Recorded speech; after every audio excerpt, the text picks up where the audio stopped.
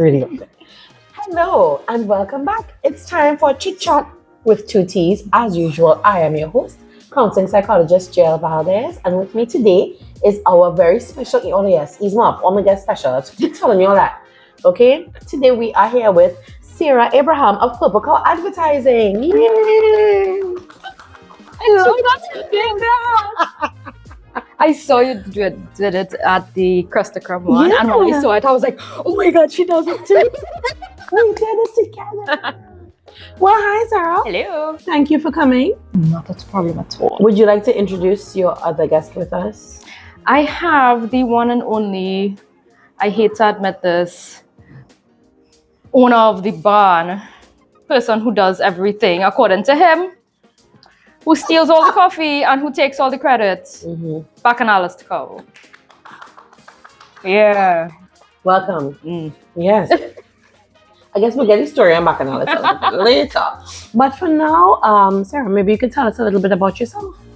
All right. Where do we start?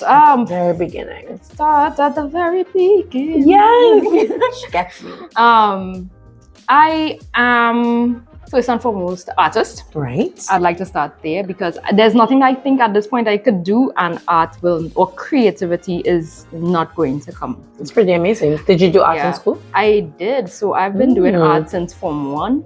I did art straight up through Form 6. So I did art CXC, I did art A-level. I finally completed my degree in graphic design. So professionally, I am a graphic designer. Okay. Yes. But I've been in the signage industry for the past 16 years as well. Sweet 16. Yeah. Ooh, 16. You should have a party. I should. And I started in the signage industry as a designer. Okay. So it just grew from there until we finally have our own space. So we do signs, we do advertising, we do print. Okay. And that's where we serve our customers most. Mostly small businesses, micro entrepreneurs, trying to help people along the way. I love that. Yeah. That's great. I actually had rest in peace. It was one of my favorite mugs and my mother broke it. By accident. So, yes, my friend had gotten it printed at your place. Yes. I wonder if I could remember which mug that is. It was like Black Girl Facts. My friend Andrea Bissessa did it. Yes! Oh my gosh, yes, I remember. She's my favorite. Yeah. I remember that mug. That mug was an awesome mug. Yeah, I need to get it again. Not a problem. Anyway, it's mommy. Anyway, right. So you're telling us about yourself. Maybe you could tell us a little bit more about the business as well as what's in your cup and about your cup. Do you all see a theme Sara has going on here? Yeah. So as in terms of business, we are this year. Let's start with this. This is my 10th year operating on my own. Okay. But we didn't start as Purple Cow. It started, I bought a bad business deal, but eventually had to change the name of the business. So we changed it to Purple Cow, which is a book by Seth Godin, who is marketing extraordinaire. Because I did Google you and I came up and I was like, this is odd. So I have to be Trinidad for you to come up. So anytime you put a Purple Cow, you're going to find Seth Godin first. Okay. And I would advise anybody to read that book who's in business because it's a really great small read, but it's about setting yourself apart from the rest. So even if you're in a super saturated market, you do something that will set yourself apart. Well, Purple Cow is a Purple Cow. I mean, in essence. Exactly. I love that. Yeah. And it just really and truly, so this is our 9th year as Purple Cow. And the whole thing with the cows just unraveled itself. It was not intentional. So when I started with Purple Cow, as much as I love branding, so like I was telling you about the whole Carib wallpaper, because I'm obsessed with branding from long time. I was just trying to tell viewers that story. Or the Carib wallpaper. So I was telling her before we started recording that I got a gift from a friend.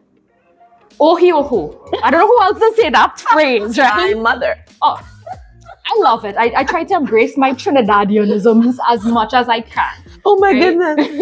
So I had gotten this gift from a friend, and he knew back in the day how much I really enjoyed Carib merchandise because of how well they do their branding. Yeah. So when I was in high school, girls would have they had the Carib stand, they had the Carib girls, and people had tie pins. I one of those guys from Naps, one of the footballers, he had a Carib tie pin. I was always trying to steal. Was that really what it was about? The type, eh? The tie pin. No, he literally had a little Carib cork. And I was like, no, I want this. You don't understand my obsession with Carib. I don't care for the drink. I'm a stark person. Everybody knows this. But I just love the way how they did everything. Right, and they created this whole tribe. They were like, for me, they're like the first tribe of people. Yeah. And they got young people behind their brand. So I had short pants. I had a little beer bottle key necklace. Somebody else had a keychain. I think my ex at the point in time had a keychain. Wow. Somebody had a tie pin. Yeah. You just collect stuff. So my friend knew I liked Carib, and he wrapped my Christmas gift with Carib gift paper. So it was just ice and Carib plastered. Yeah. I took my time and I took off all the tape and I tried to get out all the creases and trying not to rip the paper, and it went up on the wall in my room. I love it. She loves it.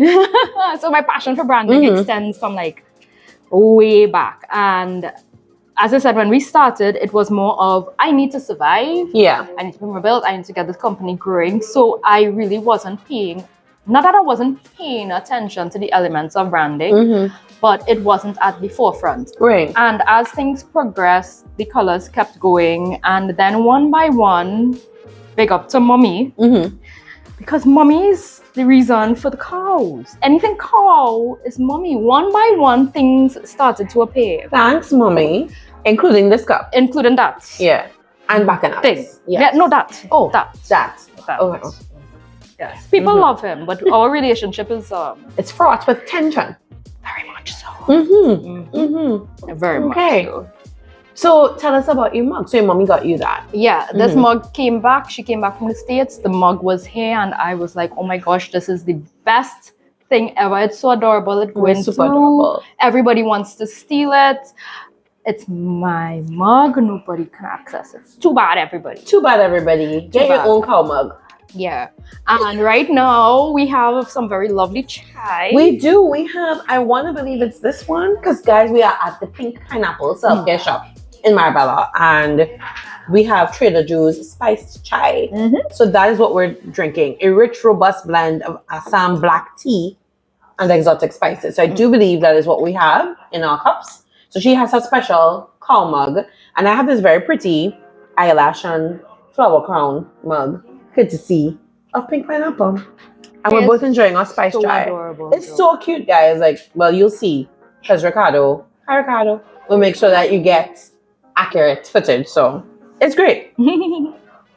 I feel Ricardo needs to be on the side of the camera one day, like poking and be like, hi guys. I mean, he does it occasionally. He does do it occasionally. He's just trying to figure out like how to do it a little bit more now that we're in person, because it was easier when we were virtual, but we were completely virtual. But now that we're doing the little mix of in person and virtual, he's trying to figure out how to get it done. He'll figure it out. He's a smart one. He'll get it. So that's what's in your cup. Yeah. Literally. But what's in your cup figuratively? What's going on with you?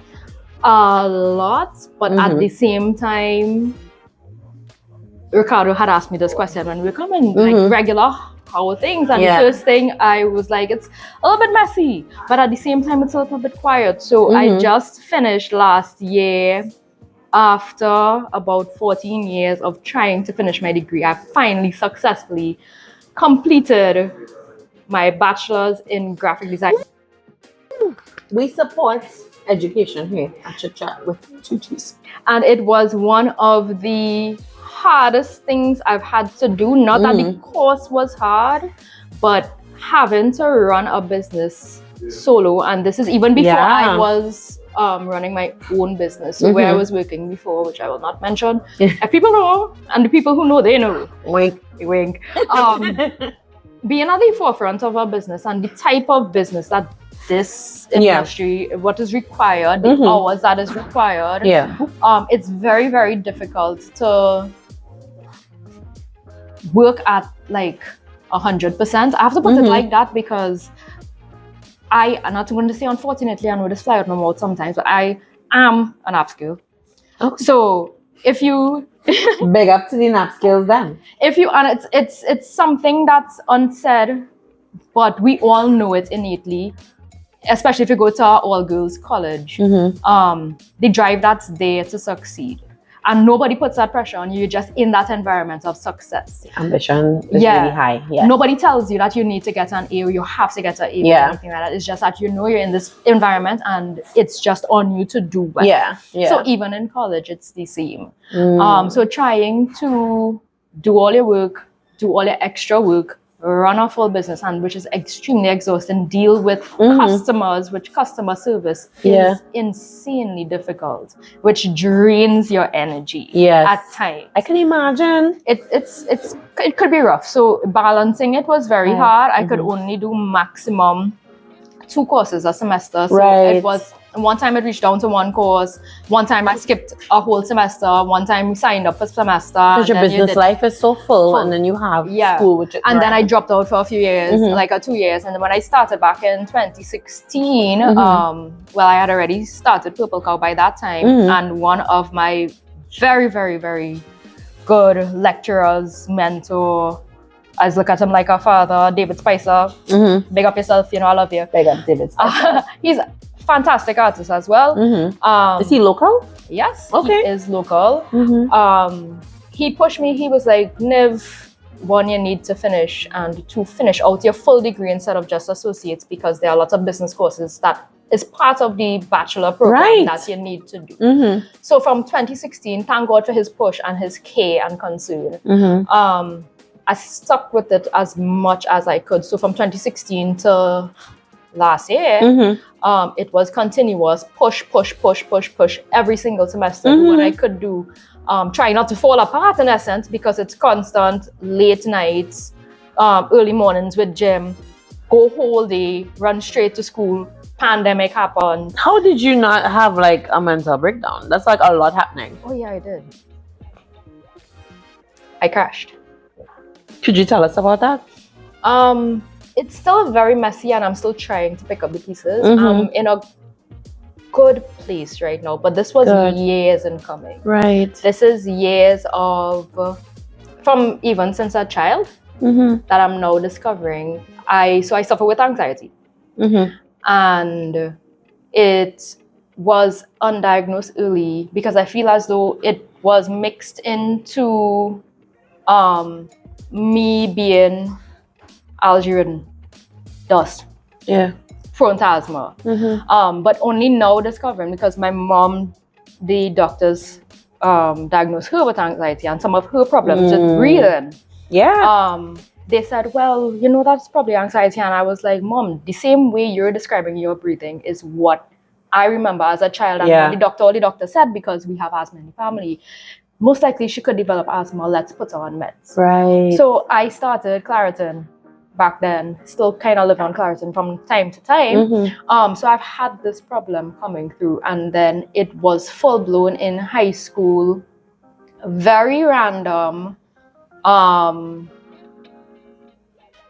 Going to the gym.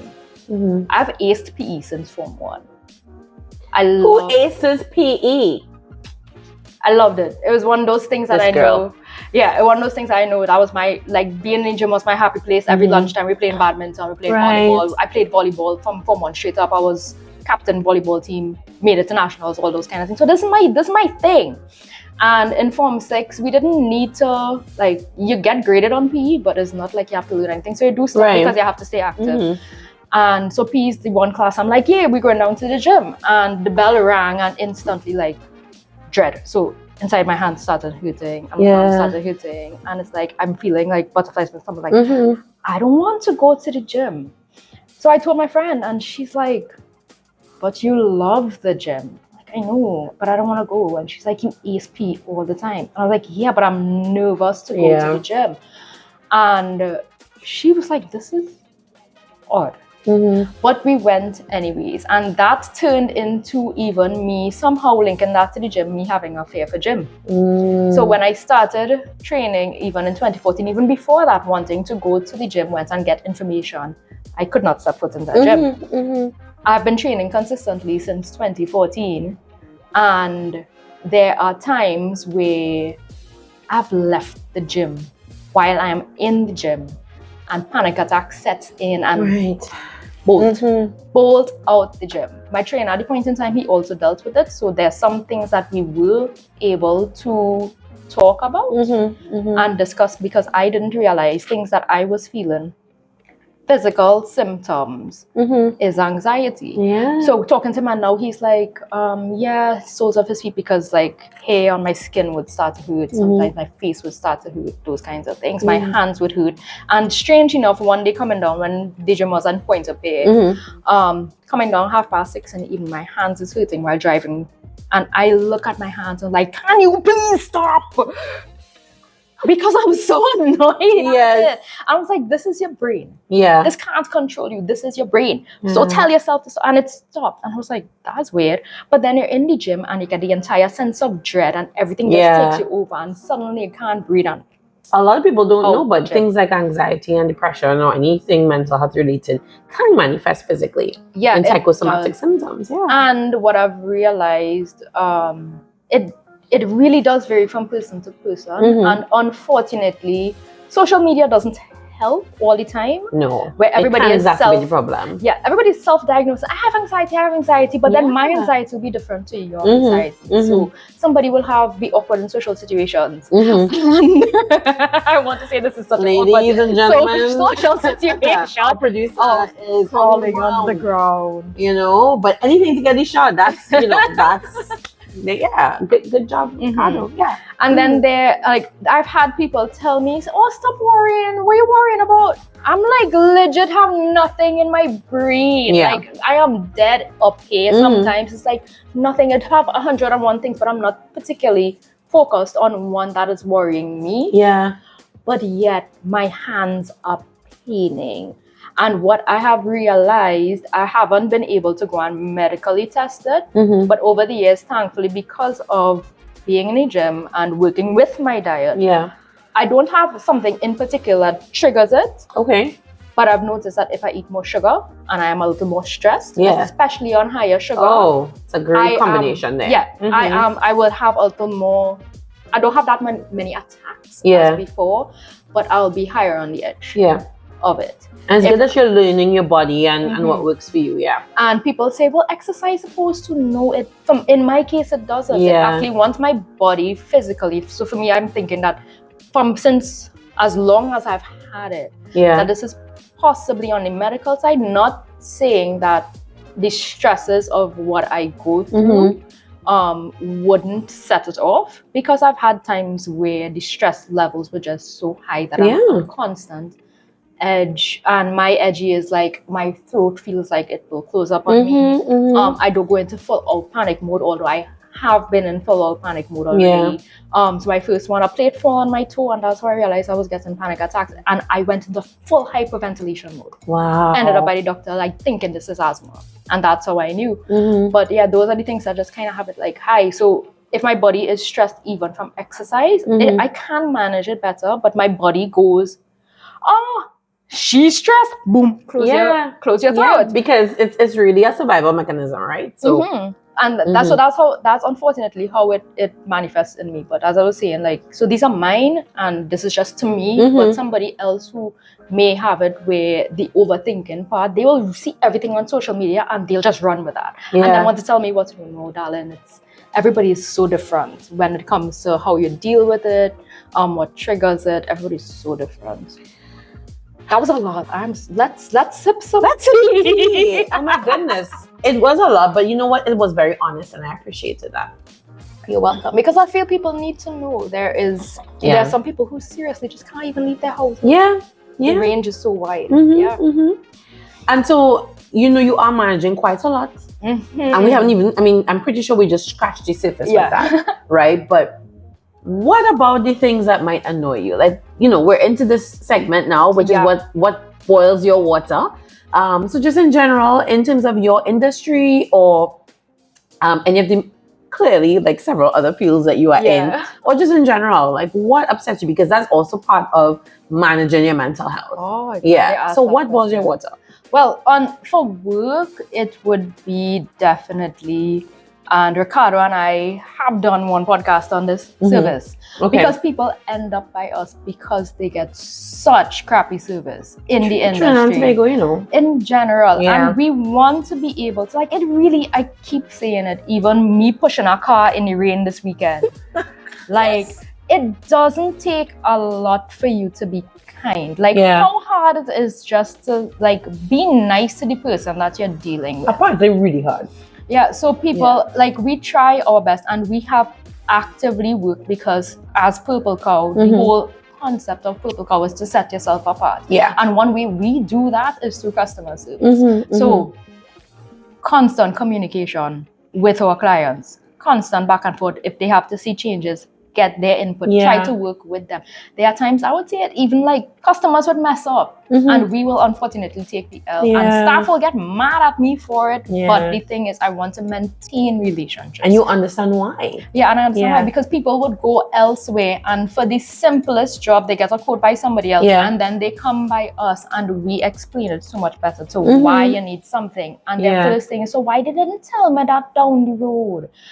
I honestly don't know, but we choose to be kind. That's I should put that up in the office, Ricardo. Choose to be kind. Choose to be kind. You could make it. Yeah, because that's what you like, do. choose to be kind. And it's a conscious decision to be I love helpful. that. So that definitely, and why it boils my water, like... like your kettle is whistling. Like that's how boiling. It has how much your water is boiling. It reaches over to now. Staff understands it so much that they go elsewhere and get horrible service, and they will come back pissing mad about it. Upset. Yeah, because we're so intentional with trying to create the best customer experience. We're not perfect. Yeah, I mean, but once you have human beings, it's kind of hard to get the perfection, but you strive for it, and that's important. That's an upskill. Papa, you. We can't help it. I sure you can't help it. I know you're a convent. Yeah. You know what it is. So this is a fun fact, because you're the second NAPS alumna we have had on the show. The first would have been back in season 2. That's Kemba Noah London. Don't you know her? That's my god sister. Kemba and I played volleyball. We'd call her horse. Yeah. And she'd be screaming my name down, like straight across the hall. Like, we had a real fun relationship. That tracks. And I love just like her. Yeah. So Casey, we bring you more friend on the show. So there you go. Look at me just connecting dots and Kemba was awesome. I'm so happy for her. Yes. Because she's gone down that road within athletics as well. Yes. Yes. I'm so proud of her. Could you tell us a little bit more about your road in athletics? Just constantly being in athletics. I don't have anything other than my dad, who growing up having him always being active. You just know that you should. And then we were the lucky ones to grow up with both technology and playing in the road. The best generation. So our whole childhood was playing football, playing cricket, climbing tree, just being silly and running up and down. So I have cousins who, because we've been so active, I have one of them who is sprinting right now nationally. Well, not on like a national team, but he's done, I think, juniors recently and he won some medals. So he got back into it. I have cousins who are always on some intercol team. We just have a family who's just very, very active. We hike and we camp, and now you're doing something else. Just right about now, it's mostly just me focusing on my training, helping people where I can, but not necessarily like I'm not training anybody. Like I'm helping my cousins right now in the gym, as well as trying to see about myself. And first and foremost, like this last 9 years, 20. Wow, it's so long. Like I can't even remember how long I've been training. But since 2014, I was with a personal trainer. I hired a personal trainer because I was on the cusp of 30 and my grandmother got diabetes at age 30. And I'm like, I do not want to be not today, because sometimes it skips a generation and I'll be the unlucky one. I don't want, I want to make my best chances at it. I saw what my grandmother went through. Lovely soul. But at the end, it was just too much for her body. And I don't want that. So are you a personal trainer? No. I assist people where I can. But I'm not a personal trainer. In the future, maybe Well, we'll keep our eyes open for that, guys. So in terms of so when you experience so I know your way to counteract the crappy service within Trinidad and Tobago is to choose to be kind. But how do you manage with it when you are on the receiving end of poor service? Try to remember it's not a me problem. Sometimes it's just people going through stuff. I do have my moments of snapping. Yeah. I also do have to remember that it depends on circumstances and situations. So we had an encounter recently with a new supplier that we're trying to establish a relationship with. And it was a whole big mess. And like we still can't even establish where the mess started. And I don't want to pinpoint anybody in particular, even though I know who it probably was. But I had no choice but to step up and tell them about it. But I did also, so I had to be firm. Yeah. And I had to tell them straight up, like, listen, I don't like dealing with this. And when I have to deal with things like this, I literally just cut you off. Right. No love lost. It's just I'd rather not deal this unethically, right? And even though it was like our second encounter with them, it was just such a terrible experience with the person that we were dealing with. And unfortunately, like they were even affecting my staff. Wow. So I had to call them and tell them, like, listen, why is he calling my staff? We already established XYZ. And usually I'm just the type, I will just say thank you very much and walk away. I'm not going to go through this. I'm not going to put my staff through this. But I'm trying to establish a relationship with you. So can you please see about this? Because I don't like getting to the state where I have to be firm with somebody, especially so early in a relationship.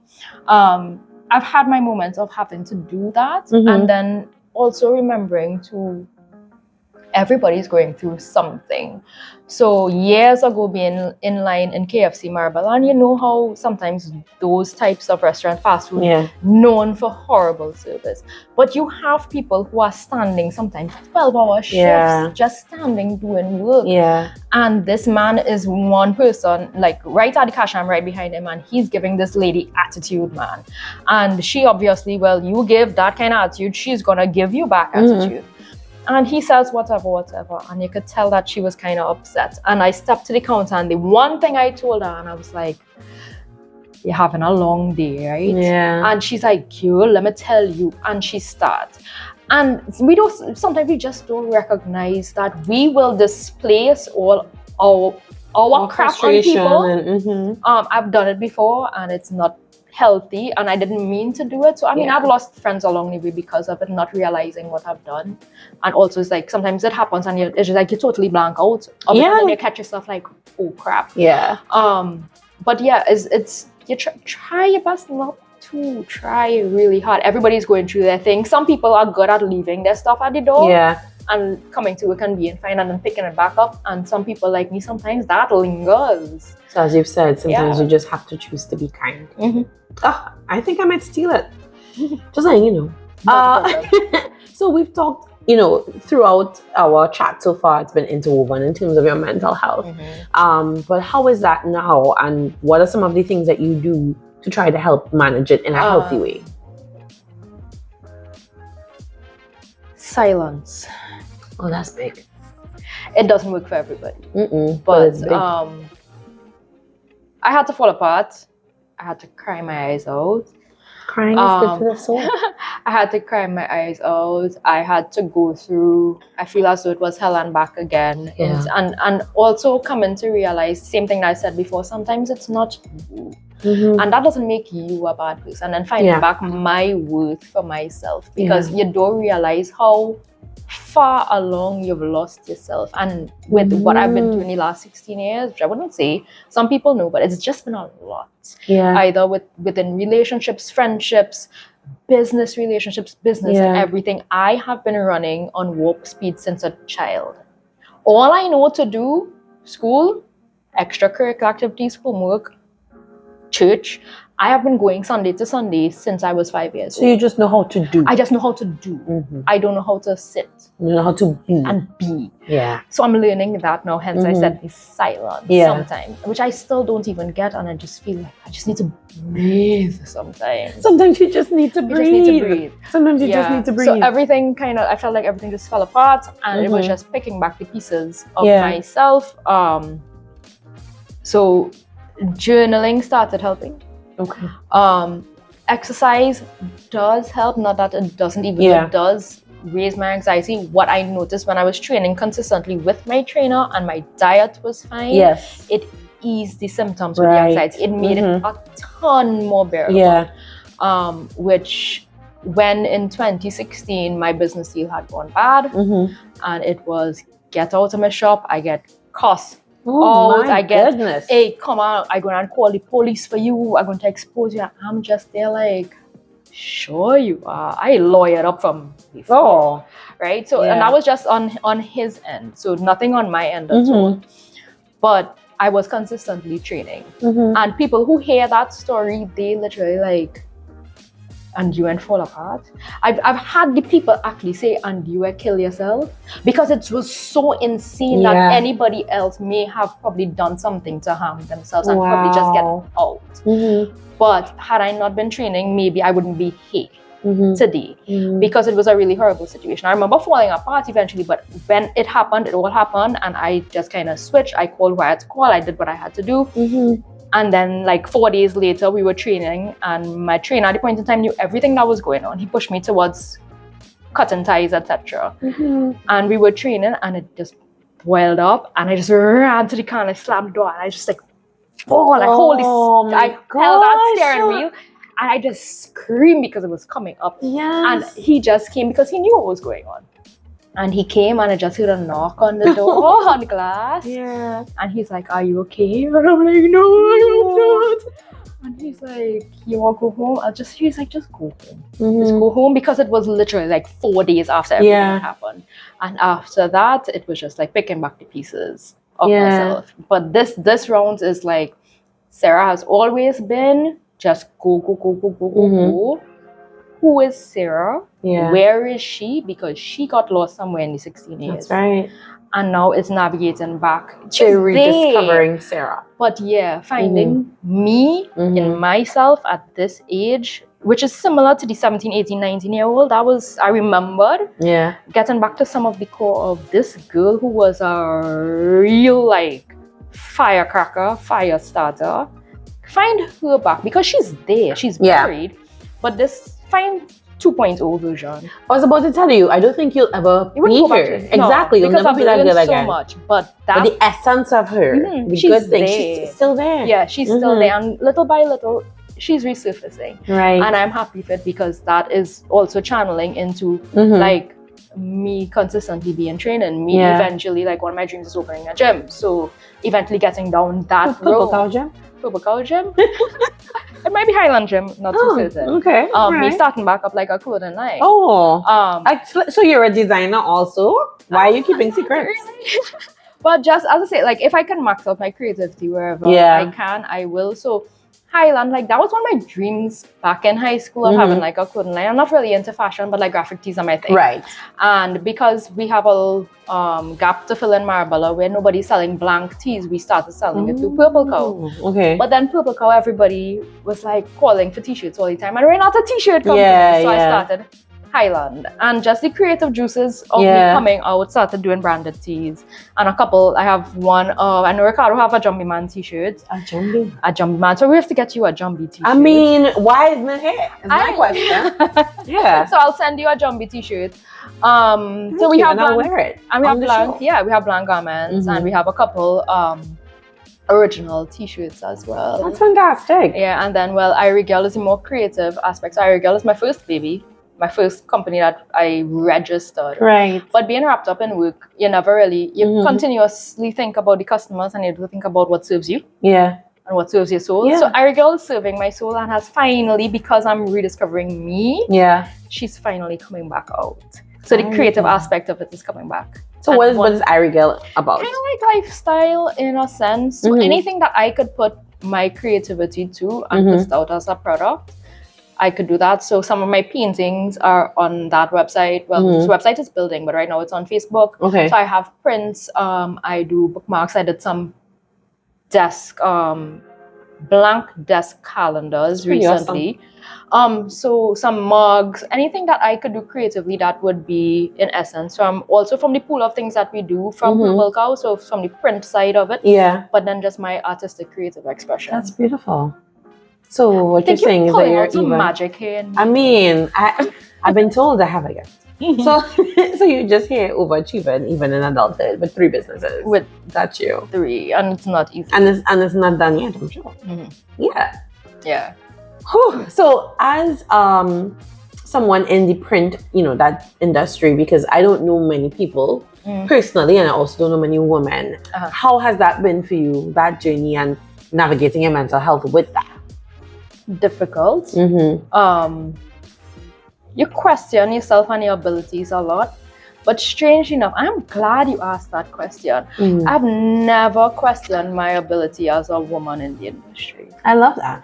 Also because there are not many females in the industry. So when I started off, we did a lot of vehicle graphics and show cars. Okay. So when I have shows coming up on a weekend, those guys would come in and I have to do all their decals. Yeah. And because we were such a small staff at the point in time, I decided to learn to do vinyl work, even though I was hired as a designer, because all hands on deck. Yeah. So I'm the one outside in the yard putting on the hot sun, putting on vehicle decals. I lying down on the ground doing all those things.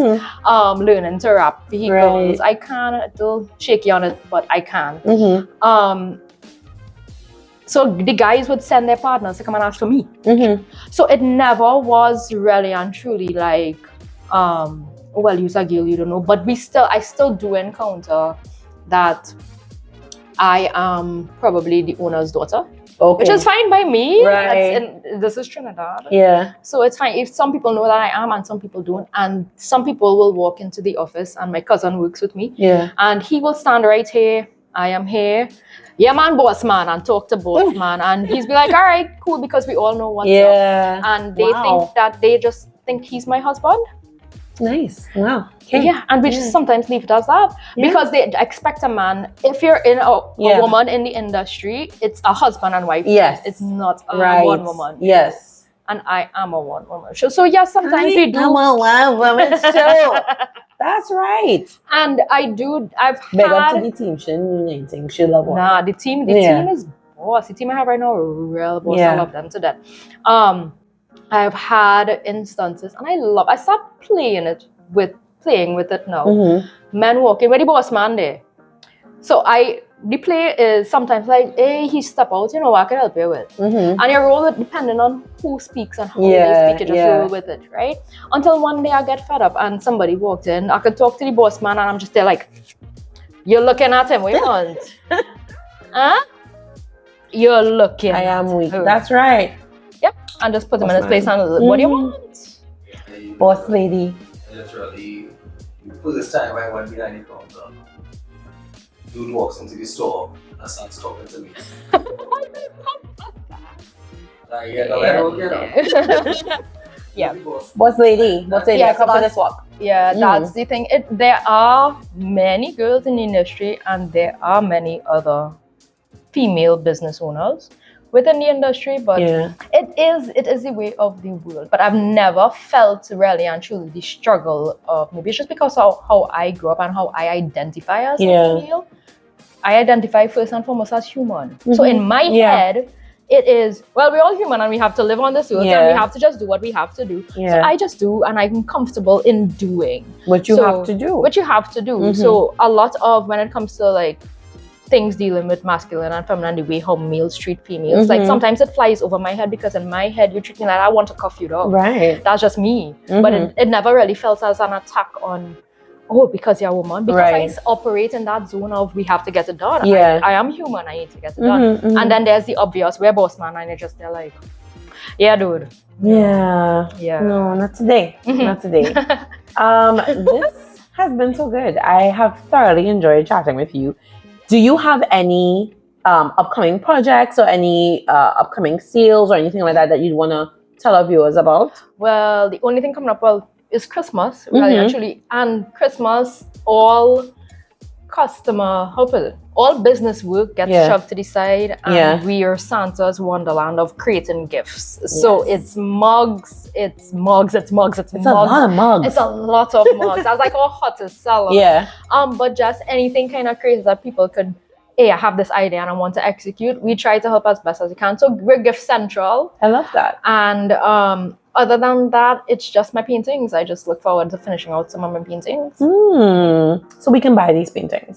Yes. Okay, can you tell us how we can find you? All of your business babies. All of my business babies. Mhm. So we have, let's start with the first one. Irigel is on Facebook. IREGYAL, Irigel. Purple Cow, we're heavily on Instagram. So that's purplecow.tt. Right, or else you'll find the book. Oh, yeah, also find the book. We have Highland, which is upcoming. Highland is Highland Clothing Company. Ricardo, am I correct? I love that you're asking Ricardo about it. Yeah. He follows all. Yeah. And then there's this monster that everybody loves, but he does not love me. He is at the Bacchanalist Cow.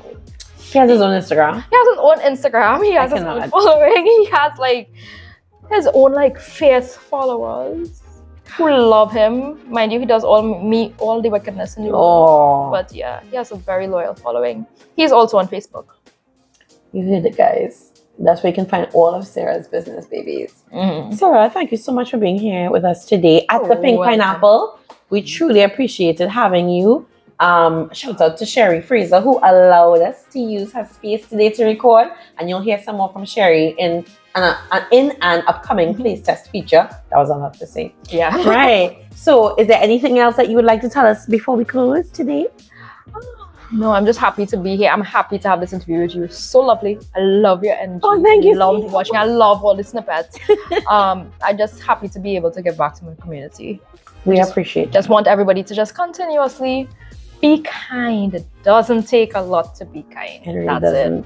It really doesn't. So, guys, you hear that? Choose to be kind. Choose to be kind. Right? And Sarah, thank you so much for your honesty and your openness and your vulnerability. We truly, truly appreciate it. And we wish you and all your business babies all the best. Thank you. And we know we'll see you again here on Yes. Chit Chat with 2 T's. Love to be here again. It's fun. Now we're gonna, get some merch. So there you go.